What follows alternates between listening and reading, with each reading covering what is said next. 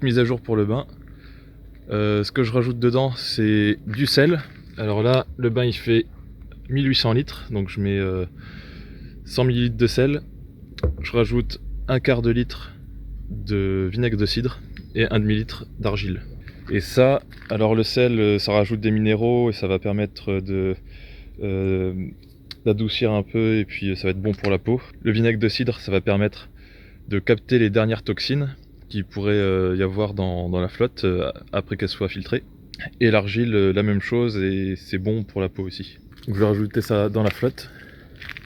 Là je viens de changer l'eau du bain. Je viens de commencer à chauffer l'eau. Là elle est à 25 degrés, donc il faut que je continue de la chauffer jusqu'à qu'elle atteigne 41-42 degrés.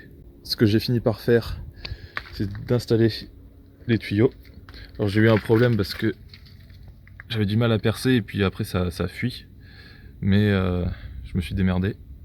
Et le système que j'ai fait ici aussi, c'est... Donc là en fait c'est l'arrivée d'eau. Le système de filtration prend la flotte ici. Et quand je remplis le bain, je préfère que toute l'eau passe par le filtre.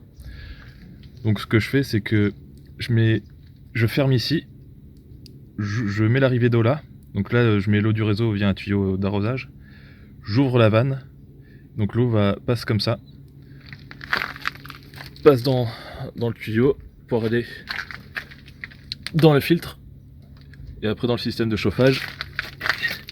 Et après ce tuyau là repart dans le bain.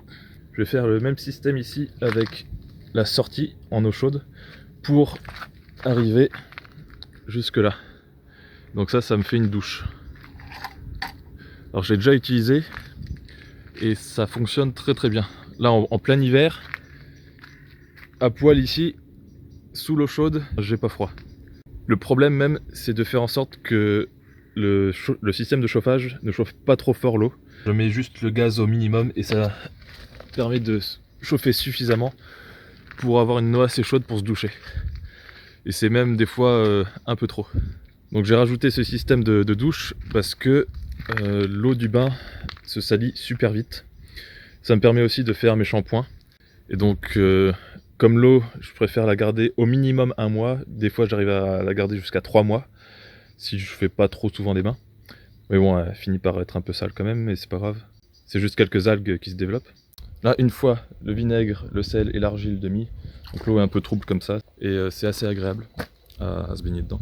Si jamais vous faites des bains avec de l'eau du réseau dans votre baignoire chez vous et que vous ne l'avez pas filtré, vous faites ça, et en plus vous rajoutez du lait et aussi de la crème de coco.